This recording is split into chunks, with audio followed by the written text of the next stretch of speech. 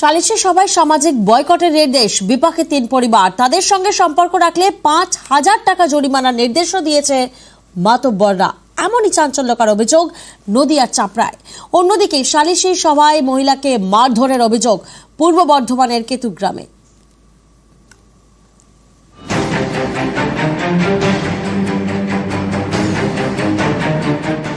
জমি নিয়ে বিবাদ, বিচার হবে সালিশি সভায়। সেই সভায় না যাওয়ায় সামাজিক বয়কটের শিকার নদিয়ার চাপড়ার 3 পরিবার। গ্রামের মধ্যে এক ঘরে মোট 15 জন। গ্রামের কেউ তাদের সঙ্গে কথা বলছেন না।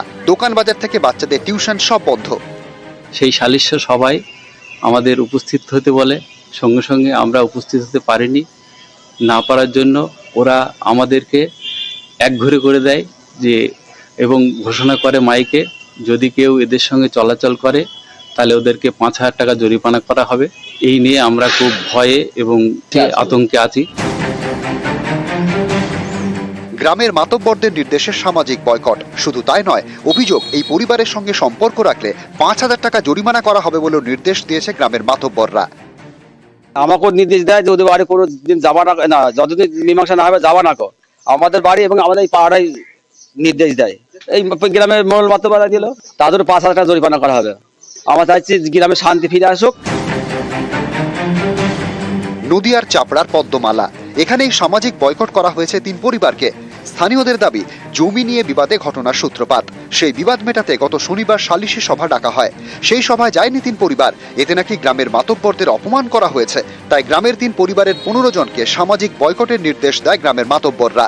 এ নিয়ে গ্রামে মাইকিং করেও প্রচার করা হয়। না আসায় গ্রামের যে মনোমতবর ছিল বা আমরা যারা ছিলাম, সম্মানের আঘাত করে। সেই ক্ষেত্রে গ্রামের লোক সবাই একসাথে বলে ওঠে যে তাহলে ওরা যখন আমাদের কথা শুনলো না বা আমাদের মানছে না, সেজন্য এই যে এই সিদ্ধান্তটা নেয় গ্রামের সকলে মিলে। গ্রামের সকলেই জানে যে ওরা একে অপরের ভায়াত, যে ওদেরকে উচ্ছেদ করার জন্য ওরা হাইকোর্ট থেকে অর্ডার করে নিয়ে এসছে। ওরা পেশ করেছিল সালিশি সভাতে।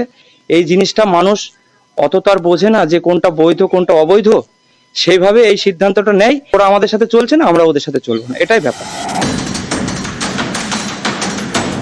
একই ছবি পূর্ব বর্ধমানের কেতুগ্রামের বেড়ু গ্রামে। এখানে সালিশি সভায় মহিলাকে মারধরের অভিযোগ। দোকানের ভাড়া নিয়ে বিবাদে সোমবার সালিশি সভা ডাকা হয়। স্থানীয় গ্রাম পঞ্চায়েত অফিসে বসে সালিশি সভা।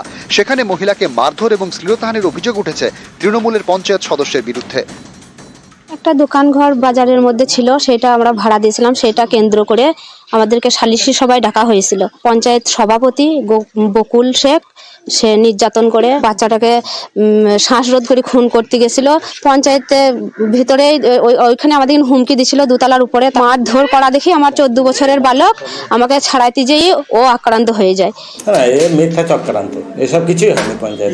পঞ্চায়েতে একটা মীমাংসা ছিল বাজারের ঘর নিয়ে, তো সে মীমাংসা হয়ে গেছে। প্রধানের সামনে হয়েছে, যা কিছু হয়েছে। আরও অনেকেই ছিল, মীমাংসা হয়ে গেছে। 30,000 টাকা দেবো বলছে। আমি মেয়ের পক্ষেই তো বলেছি। এখানে মারধর এসব মিথ্যা। সালিশি সভায় মহিলাকে মারধরের ঘটনা তদন্ত শুরু করেছে কেতুগ্রাম থানা। সমীর রুদ্র এবং রণদেব মুখোপাধ্যায়, নিউজ 18 বাংলা।